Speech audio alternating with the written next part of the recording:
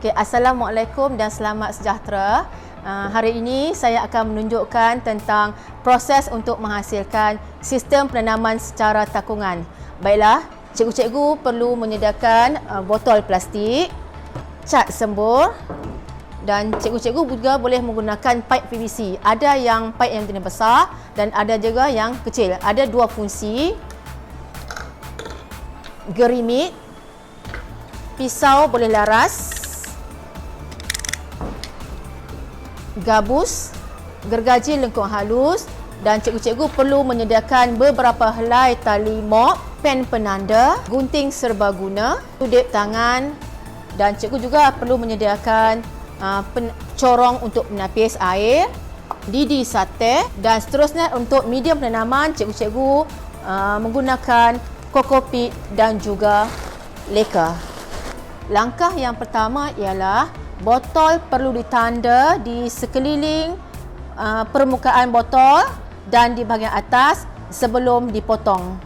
Langkah kedua ialah proses untuk memotong botol yang ditanda. Tetapi sebelum itu, pastikan cikgu-cikgu mengingatkan murid-murid agar menggunakan pisau boleh laras yang mempunyai bilah-bilah. Sebelum memotong, pastikan bilahnya dinaik sedikit sahaja. Bila kita menggunakan ini, dia boleh patah, menyebabkan patah dan agak berbahaya kepada murid-murid. Dan pastikan juga cikgu-cikgu ingatkan murid-murid agar memakai sarung tangan semasa memotong botol ini. Bimbing murid-murid menggunakan pisau dengan berhati-hati agar tidak tercedera. Pastikan sewaktu memotong dipantau, guru-guru memantau hasil kerja murid-murid.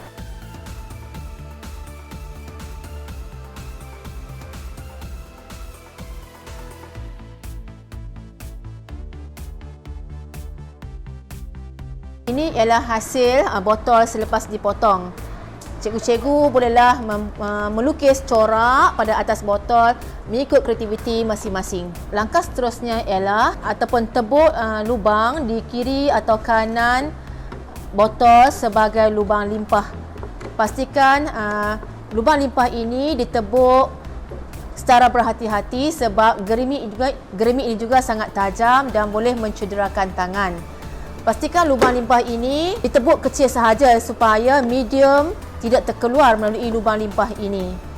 Sekiranya murid-murid berkeperluan untuk memakai sarung tangan, amatlah digalakkan untuk mengelakkan daripada kecederaan. Beginilah keadaan lubang limpah yang telah dilubangkan. Seterusnya, tebuk beberapa lubang di sekitar atas botol juga dengan menggunakan gerimit. Terpulang kepada guru-guru untuk membimbing murid sama ada menggunakan alatan lain untuk menebukkan lubang. Pastikan memberi ingatan kepada murid agar berhati-hati menggunakan alatan yang tajam. Pastikan lubang yang ditebuk ini bersesuaian dengan saiz tali mop. Seterusnya, masukkan tali mop pada lubang yang dibuatkan tadi. Masuk mengikut bahagian dalam botol.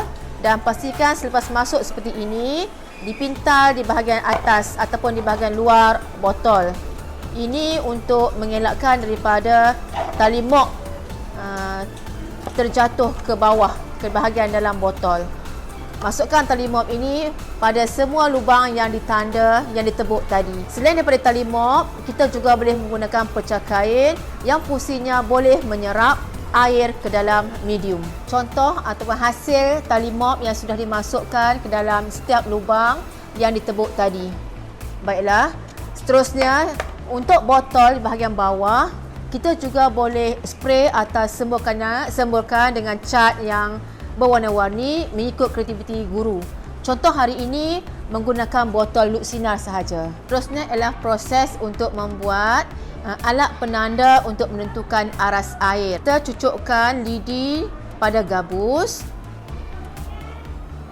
Kemudian masukkan gabus yang dicucuk lidi ini ke dalam paip PVC.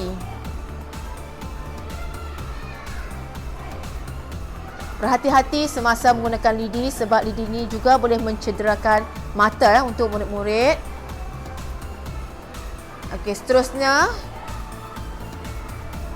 masukkan lidi, gabus dan paip PVC ini ke dalam lubang pada mulut botol yang ditebuk tadi.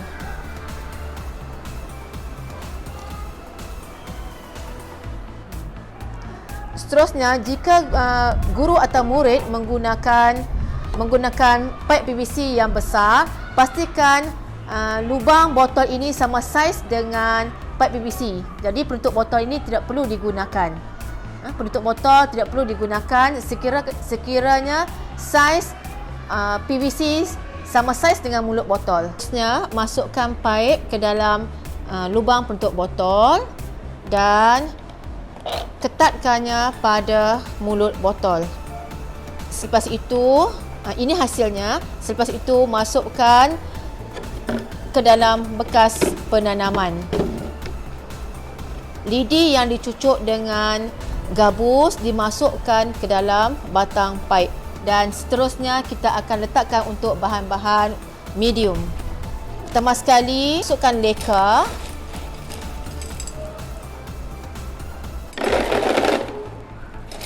Masukkan beberapa senduk leka lah di sekeliling botol ini.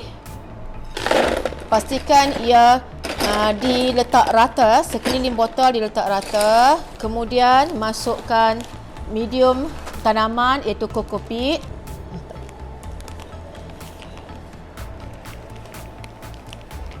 Kokopit ni boleh dimasukkan bergantung kepada saiz botol yang kita buat. Masukkan anak pokok ke dalam medium penanaman.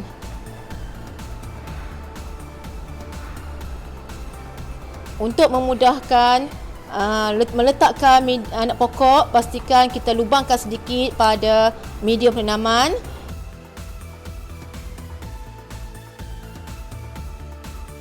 Isikan air dalam batang paip.